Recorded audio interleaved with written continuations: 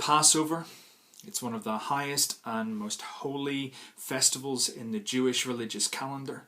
It's a time when they remember God delivering his people from slavery and into a new life of freedom. The place in Jerusalem would have been absolutely heaving. Crowds of worshippers from across the known world gathering to bring their sacrifices to God at his temple. Now, the temple is an incredibly important place in Jewish thinking and also in the Gospels. But the temple, we need to understand that this is so much more than the main church building, or even it's much more than the city or national cathedral, which would be more like what we have. The temple in Jerusalem is the beating heart of Judaism.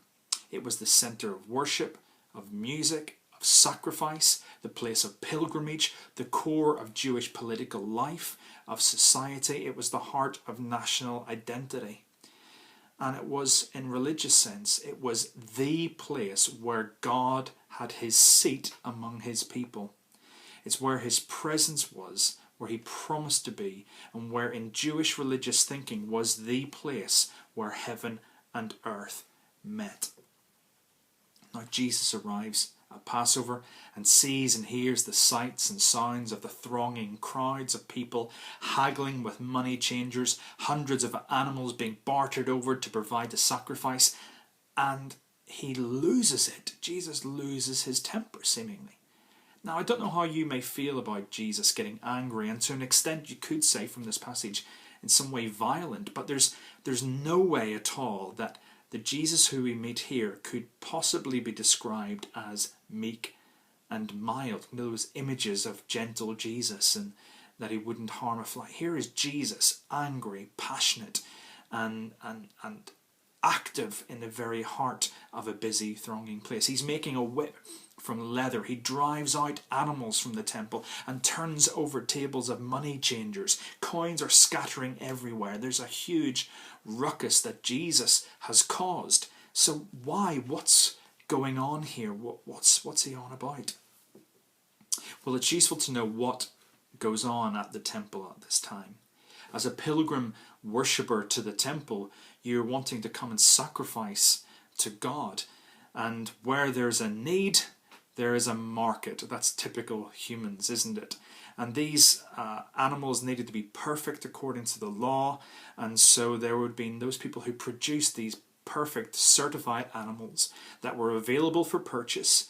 But the only thing is you could only purchase them with the official temple currency, and that was called the Tyrian shekel, and it was prized for its purity and high level of silver. So you couldn't bring your own animal.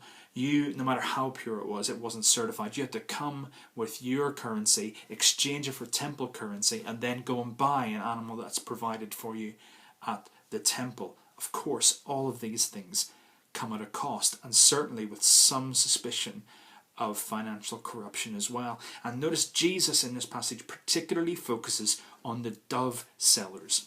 Now, these are the people who sold the cheapest animals to the poorest worshippers, and you just suspect that there was some dodgy dealings going on as well. And all of this was happening in God's name, and it was happening in God's house. Jesus was not happy. At the place where people were meant to come and access God, to encounter the Lord, to worship him, to receive his love, they were being cheated and swindled and being sold an inaccurate picture of what God was really like. And Jesus, fueled by righteous rage and by a passion for God's name and God's honour, he's furious at the corruption at the very heart of God's people. And it's a bit like people just hadn't learned anything. These are the same indictments, the same charges that the prophets in the Old Testament laid before Israel throughout their history. How they failed God was through injustice, through corruption, through false worship, and through cheating the poor. And so Jesus loses it there. And his actions are incredibly shocking. We probably don't have accurate examples. Probably the closest we get are of those kind of awkward moments whenever protesters arise at large public events, drawing attention to some injustice or some cause. But even these don't scratch the surface of just how dramatic and I suppose traumatic and shocking Jesus' actions were at the very heart of the temple. And it causes those people around to demand proof from Jesus as to what authority he has to do all these things and to say the things that he's doing. And Jesus' response, whilst confusing, only makes sense, a little bit like what we said about the Westworld series. It only makes sense at the end of the story when he says, "Tear down this temple and I will raise it again in 3 days." If you know the story, you know the 3 days echoes to the point of Jesus' resurrection. The onlookers scoff at him and say, because of the size of a temple building project, what do you mean you could raise it in 3 days? Don't be so mad. But actually Jesus, he's gone on to another page. He's on to another meaning. He's talking about the fact that he is the real temple. He is the real place where heaven and earth meet. He is the Word made flesh, going back to that key verse in John 1:14. He is the person, the focal point of the uniting of God and humanity. He will also be the necessary, all-encompassing sacrifice. Here is Jesus, sweeping away the old, the dusty, the musty, the unnecessary, the detritus that is built up, the incorrect. Here he is showing what's wrong before showing and replacing it with what is right, and what is new, what is life-giving, and what is good.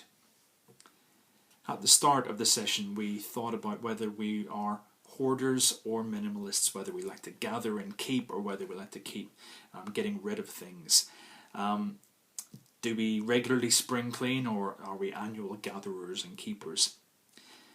But this challenge goes way beyond the contents of our houses, our loft spaces and our cellars. Because sometimes we cling on to things which actually prevent new life from God growing and developing within us. We have no room because we're so full of other stuff. It could be stuff that we're carrying from the past. It could be the hurts, memories, unforgivenesses, unconfessed or unrepented sins. It could be false ideas and beliefs that we have about ourselves, about our sense of worth and purpose, or false ideas that we have about God, about who he is and how he feels about us. And these things can stop us from receiving newness of life from Jesus. It could even be habits, traditions, or even aspects of our religiousness which don't actually honour who God really is and hamper his life within us. So perhaps we might need the odd spring clean too. Maybe we need Jesus to bring a new broom to our closed down hearts and lives, to sweep away what can damage, what can restrict, and what can deny God's love within us.